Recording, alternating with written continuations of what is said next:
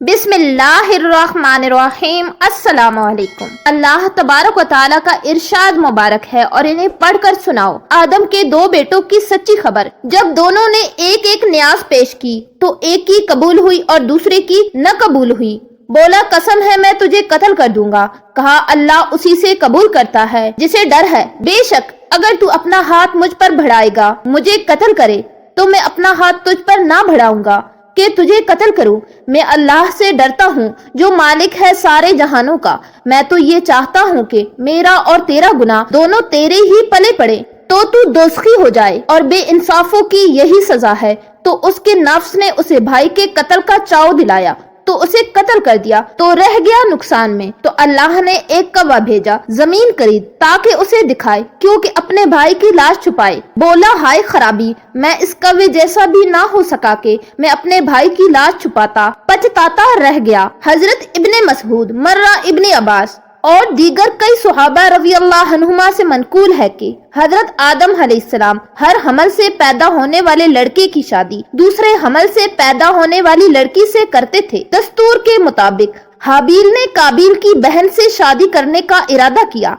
काबिल जो कि उम्र में बड़ा भी था, उसकी बहन खूबसूरत भी थी। काबिल का ख्याल था कि वो अपने भाई पर फौकियत रखता है। हजरत आदम अलैहिस्सलाम ने हुक्मन इरशाद फरमाया कि काबिल अपनी जुड़वा बहन की शादी हाबील से करो। काबिल ने इनकार कर दिया। हजरत आदम अलैहिस्सलाम ने दोनों बेटों को कुर्बानी करने का हुक्म दिया और खुद अदायगी हज के लिए मक्का मुकरमा तशरीफ ले गए। अपनी औलाद की हिफाजत और निगरानी के लिए आसमानों को कहा कि तुम मेरी औलाद की हिफाजत करना, तो आसमानों ने इनकार कर दिया। हजरत आदम अलैहिस्सलाम ने जमीनों से कहा तो उन्होंने भी इनकार कर दिया। पहाड़ों से कहा तो उन्होंने भी इनकार कर दिया। काबिल ने बकिया औलाद की जिम्मेदारी ले ली। जब आप मक्का मुकरमा रवाना हो गए तो दोनों बेटों ने अपनी अपनी कुर्बानी की। हाबील ने, जो कि माल मवेशी वाले थे, उन्होंने फरबा बकरी का बच्चा कुर्बानी के लिए पेश किया। काबिल ने अपनी जरी पैदावार में से फसल का एक नाकारा और रद्दी गट्ठा कुर्बानी के लिए पेश किया। जब दोनों इकसाम ही कुर्बानियां पेश कर दी गईं, तो आसमान से आग उतरी जिसने हाबील की कुर्बानी को भस्म कर दिया और काबिल की कुर्बानी को छोड़ दिया।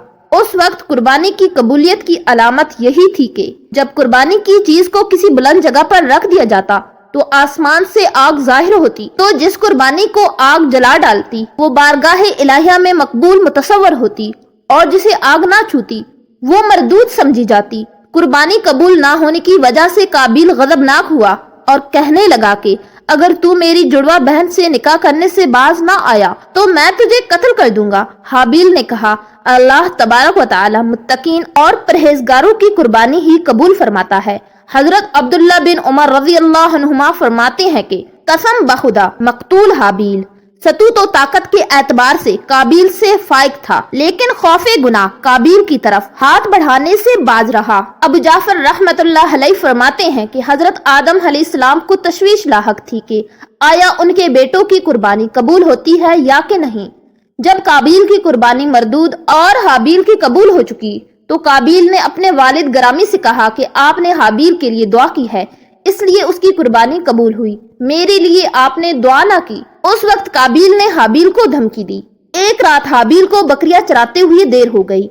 हजरत आदम अलैहिस्सलाम ने काबिल को भेजा कि जाओ देखो कि हाबील को ताखीर किस लिए हुई। काबिल तलाश के लिए निकला। हाबील मिले तो उसे कहने लगा कि तेरी कुर्बानी कबूल हो गई, मेरी किस लिए ना हुई। हाबील ने कहा कि अल्लाह ताला मुत्तकी लोगों की कुर्बानियां कबूल फरमाता है।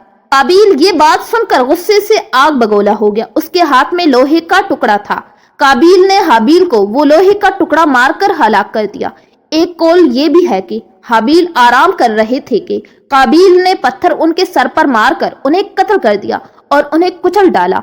एक कौल ये भी है हाबील का गला घोंटकर उन्हें दरिंदों की तरह चीर फाड़ दिया, जिसकी वजह से वो विसाल कर गए। सूरह माइदा में है कि जब काबिल ने हाबील को कत्ल की धमकी दी तो हाबील ने कहा, बेशक अगर तू अपना हाथ बढ़ाएगा कि मुझे कत्ल करे, तो मैं अपना हाथ तुझ पर न बढ़ाऊंगा कि तुझे कत्ल करूं। मैं अल्लाह से डरता हूं जो मालिक है सारे जहां का। हाबील का ये इजहार बयान उसके हुस्न इखलाक और खशियत इलाही पर दलालत करता है और इस बात का गमजाद है कि हाबील चाहता था कि काबिल ने तो गलत इरादा कर लिया है, लेकिन मैं इस नापाक अज़म से महफूज रह जाऊं। حضور اکرم نور مجسم صلی اللہ علیہ وآلہ وسلم ارشاد فرماتے ہیں کہ جب دو مسلمان اپنی تلواریں لیے ایک دوسرے پر حملہ آور ہوتے ہیں تو قاتل اور مقتول دونوں جہنمی ہیں۔ صحابہ نے عرض کی، یا رسول اللہ صلی اللہ علیہ وآلہ وسلم، قاتل تو جہنمی ہوا، مقتول کا کیا قصور ہے؟ آپ صلی اللہ علیہ وآلہ وسلم نے ارشاد فرمایا کہ وہ بھی مسلمان بھائی کو قتل کرنے کا حریص تھا لیکن داؤ نہ چل سکا۔ حابیل نے کہا، میں تو یہ چاہتا ہوں کہ میرا اور تیرا گناہ دونوں تیری ہی پلے پڑے، تو دوزخی ہو جائے، اور بے انصافوں کی یہی سزا ہے۔ یعنی اگرچہ قوت و طاقت میں تجھ سے زیادہ ہوں، لیکن میں نے تجھے قتل نہ کرنے کا ارادہ کر لیا ہے، اور میں نے پختہ عزم کر لیا ہے کہ میرے قتل کا گناہ اور اس سے قبل جو گناہ تو کر چکا اس کا بوجھ تو اٹھائے۔ دمشق کے شمالی علاقہ میں ایک کسیون پہاڑ ہے، وہاں ایک زیارت گاہ ہے جسے مغارت الدم کہا جاتا ہے۔ یہی وہ مقام ہے جہاں قابیل نے حابیل کو قتل کیا تھا۔ یہ بات اہل کتاب سے ملی ہے، اس کی صحت کو اللہ تعالیٰ ہی بہتر جانتا ہے۔ قرآن پاک میں ارشاد باری تعالیٰ ہے، تو اللہ نے ایک کوا بھیجا زمین قرید تاکہ اسے دکھائے، کیونکہ اپنے بھائی کی لاش چھپائے۔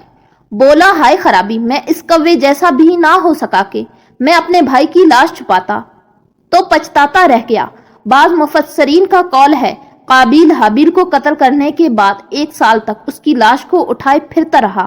بعض نے کہا 100 سال تک لاش اٹھائے رہا، اس کشمکش میں تھا کہ اب اس کا کیا کرے کہ اللہ تعالیٰ نے 2 کووں کو بھیجا۔ سدی رحمت اللہ علیہ روایت کرتے ہیں کہ دونوں کوے آپس میں بھائی تھے، دونوں آپس میں لڑے، ایک نے دوسرے کو مار ڈالا۔ جب وہ مر گیا تو قاتل کوا زمین میں گڑھا کھودنے لگا، گڑھا کھود کر اس نے مردہ کوا کو اس میں رکھا، اوپر مٹی ڈالی اور زمین میں دفن کر دیا۔